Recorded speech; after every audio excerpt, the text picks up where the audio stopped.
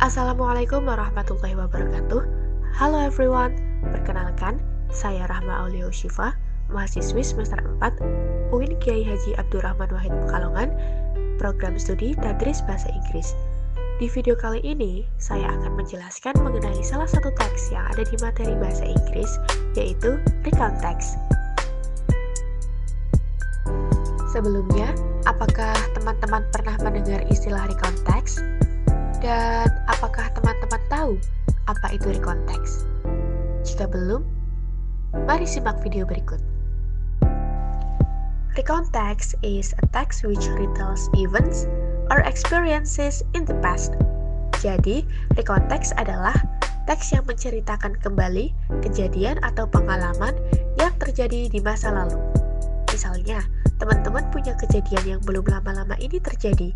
Misalnya, kejadian yang telah berlangsung kemarin, bulan lalu, bahkan tahun lalu, dan ingin menceritakan kejadian itu.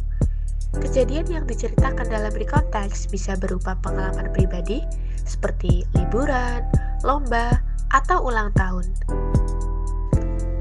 The purpose of recount text atau tujuan recount text.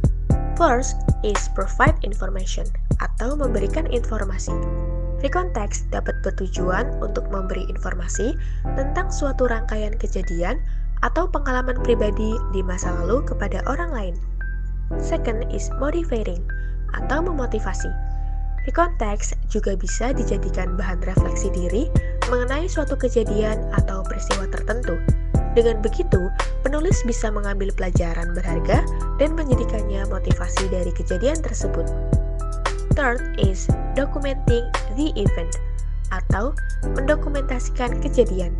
Karena recount text ini berisi tentang kejadian dan pengalaman yang pernah terjadi di masa lalu, maka penulis bisa menjadikannya sebagai media untuk mendokumentasikan peristiwa yang dianggap penting dalam bentuk buku diary, jurnal pribadi, atau bahkan di sosial media.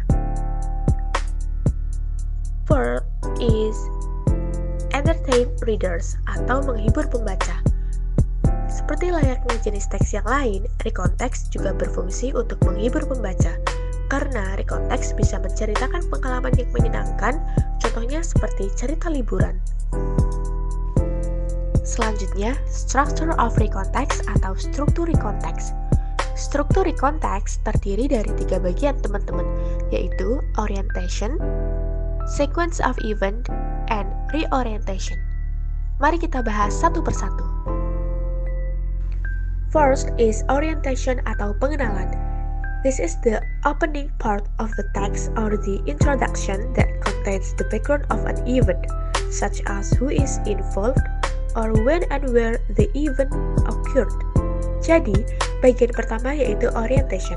Bagian ini merupakan bagian pembuka teks atau pendahuluan yang berisi latar belakang dari suatu kejadian, seperti siapa yang terlibat, atau kapan dan di mana kejadian tersebut terjadi. Second is sequence of events atau rangkaian peristiwa. This section is the part of the text that contains a series of sequential events experienced by the author, starting from the beginning until the end. Jadi, bagian ini merupakan bagian isi teks yang berisi serangkaian peristiwa atau kejadian berurutan yang dialami penulis. Misalnya, jika recount text tersebut menceritakan tentang pengalaman lomba, maka bagian sequence of event-nya bisa berisi rangkaian kejadian yang dialami secara berurutan, mulai dari awal persiapan lomba hingga lomba tersebut berakhir. Third is reorientation atau kesimpulan. This section is the conclusion of the text that contains the conclusion, message, impression, or feelings of the author for the events experienced. Jadi, di bagian reorientasi atau kesimpulan ini merupakan penutup teks. Bagian ini berisi kesimpulan, pesan, kesan, atau perasaan penulis atas kejadian yang dialami.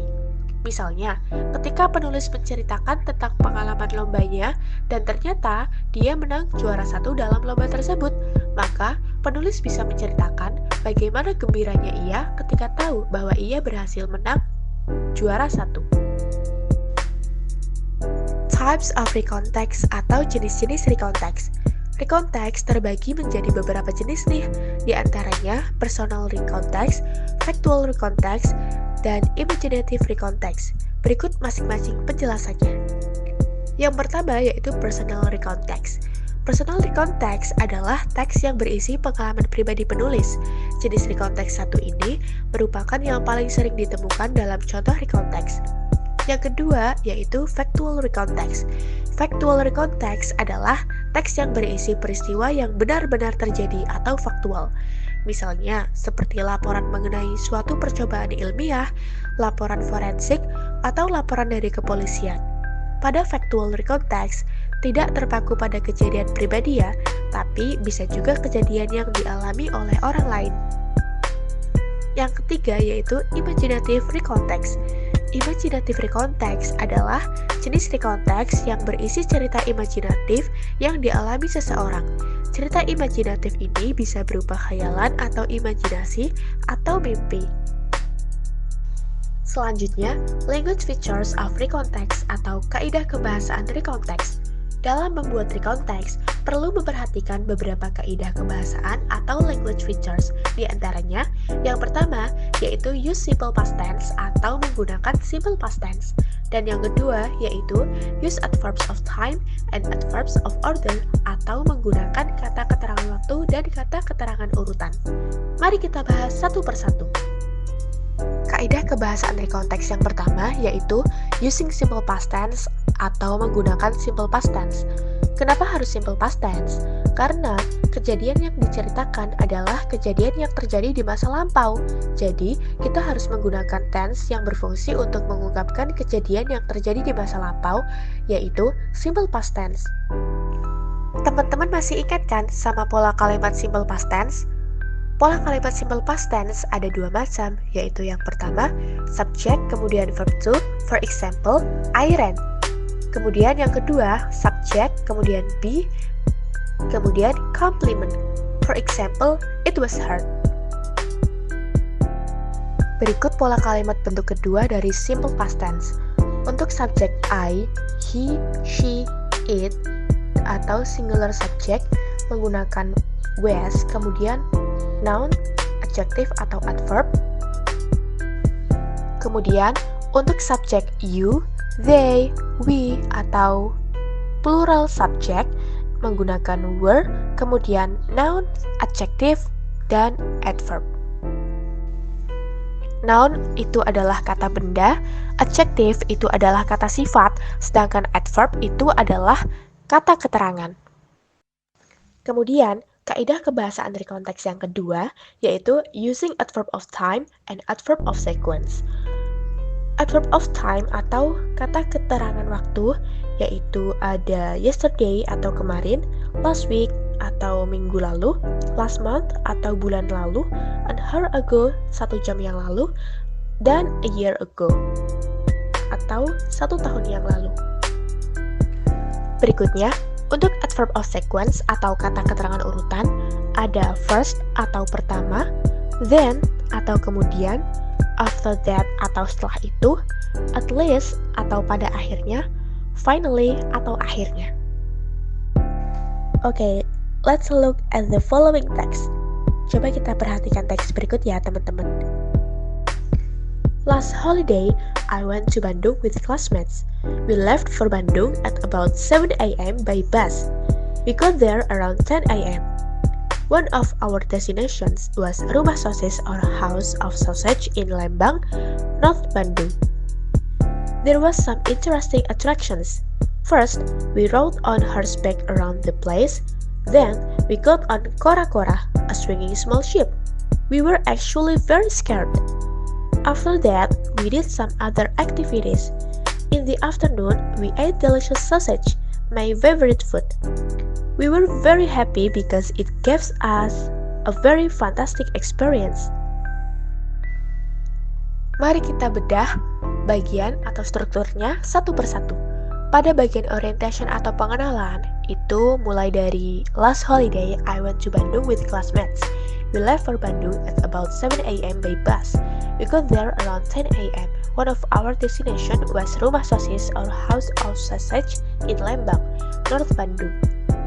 Karena Pada bagian ini merupakan bagian pembuka atau pendahuluan yang berisi latar belakang dari suatu kejadian, seperti siapa yang terlibat, atau kapan dan di mana kejadian tersebut terjadi.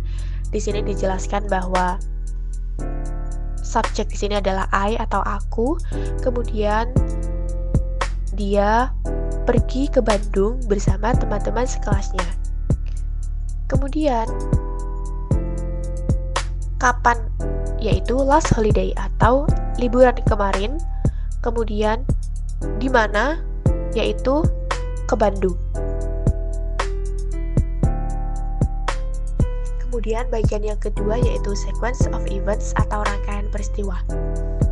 Mulai dari there was some interesting attractions. First, we rode on horseback around the place. Then we got on the kora-kora, a swinging small ship. We were actually very scared. After that, we did some other activities. In the afternoon, we ate delicious sausage, my favorite food.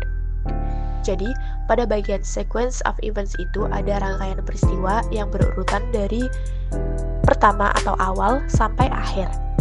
Dan di sini terlihat ada adverbs of time and adverbs of place, yaitu first, then, after that, in the afternoon,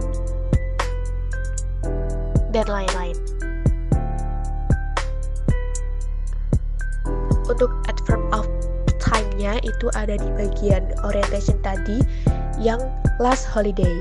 Itu adalah adverb of time, yaitu kata keterangan waktu, waktunya kapan, yaitu last holiday atau di liburan kemarin. Kemudian bagian yang ketiga yaitu reorientation atau kesimpulan atau penutup, yaitu mulai dari we were very happy because it gave us very fantastic experience. Karena di bagian ini merupakan kesimpulan atau penutupnya dan berisi kesan-pesan atau perasaan penulis atas kejadian yang dialami. Penulisnya merasa senang karena memberikan fantastic experience. Baik, sekian yang dapat saya sampaikan. Semoga bermanfaat dan sampai jumpa di video berikutnya. Wassalamualaikum warahmatullahi wabarakatuh. Happy Eid al-Fitri everyone. Bye.